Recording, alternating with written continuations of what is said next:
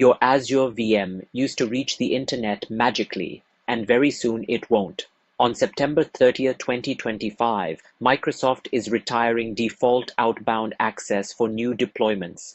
If you don't plan explicit egress, your next VM could be stuck offline. Let me show you what's changing, your options, and a quick NAT Gateway setup to fix it.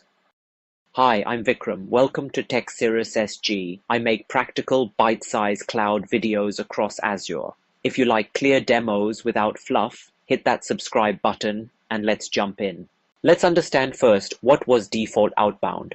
When you deployed a VM in a VNet without an explicit outbound method, Azure quietly assigned a Microsoft-owned public IP for your outbound traffic.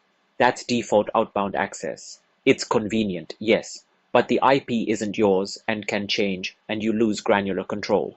From September 30th, 2025, new VMs that need internet must use an explicit method, NAT Gateway, Standard Load Balancer's outbound rules option, or a public IP.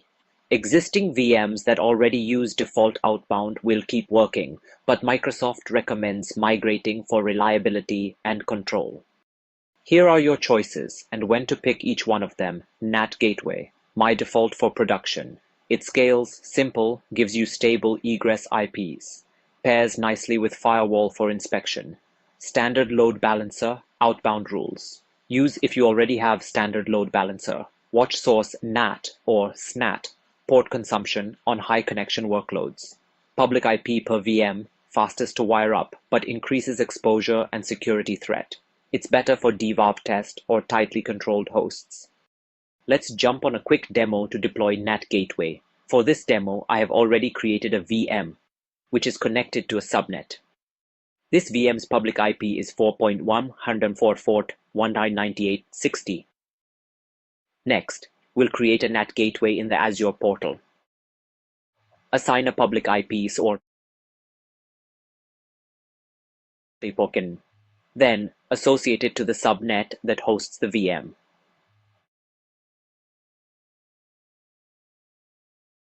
Once the NAT Gateway is deployed and connected, then verify from a VM.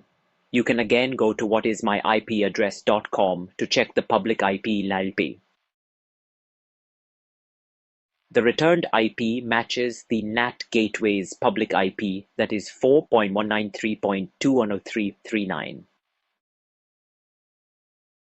Now all the outbound traffic is going through your NAT Gateway. You might want to check Azure Firewall or UDRs for policy, logging, and FQDN tags, e.g. Windows Update, if these exist in your environment. Here's a quick plan I use with customers. Standardize this across environments. Prefer NAT Gateway for app subnets. Use Azure Firewall for inspection. Update your IAC templates. Terraform should always include egress design.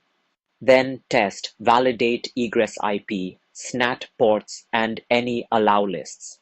And finally, document and communicate the new path for ops and audits team. Microsoft's direction is clear. Private subnets will be the default for new VNets after March 31st, 2026. So build with explicit egress and private endpoints in mind going forward for future builds. Before you move to the next VM, pick your egress, NAT Gateway or load balancer outbound or public IP, bake it into ISE policies. Verify and document reference are linked below.